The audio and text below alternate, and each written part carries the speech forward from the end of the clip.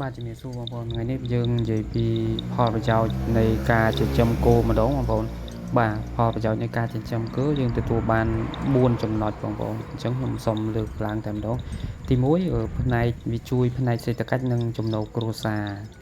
ទី2ផលប្រយោជន៍នៅក្នុងវិស័យកសិកម្មបងប្អូនណាទី3ការផ្គត់ផ្គង់ស្បៀងនិងអាហារូបត្ថម្ភទី4ការប្រើប្រាស់កាកសំណល់ដើម្បីធ្វើជាជីកសិកម្មអានេះខ្ញុំរៀបរាប់តែ4ចំណុចធំៗណាបងប្អូនពាក់ព័ន្ធនឹងការចិញ្ចឹមគោដែលវាទទួលបានផលប្រយោជន៍ពីគោវិញណាបងប្អូនប៉ុន្តែនៅចំណុចទូចៗជាច្រើនទៀតដូចជាដូចជាប្រភពចំណូលដុំដូចជាការលក់សាច់ឬគោពូជអាចផ្ដល់ជាប្រាក់សាច់ប្រាក់ដុំសម្រាប់ដោះស្រាយតម្រូវការចាំបាច់ក្នុងគ្រួសារមួយចំនួនចឹងបងប្អូនដូចជាថ្លៃកូនសិក្សាថ្លៃធ្វើផ្ទះឬទិញសម្ភារៈនានាចឹងទៅអាហ្នឹង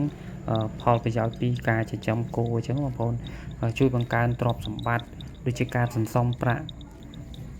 សម្រាប់យើងអញ្ចឹងបងប្អូនមួយអញ្ចឹងណាបងប្អូននៅក្នុងហ្នឹងវា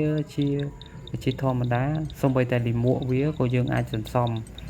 តែដាក់ស្រែឬក៏មានជាអ្នកគេធ្វើកសិកម្មមកទិញអញ្ចឹងបានបងប្អូនអញ្ចឹងយើងក៏អាចលក់ពីលិមួកគោនឹងដែរបងប្អូនអញ្ចឹងវាមានផលប្រយោជន៍ច្រើនដែរសម្រាប់ការចិញ្ចឹមគោ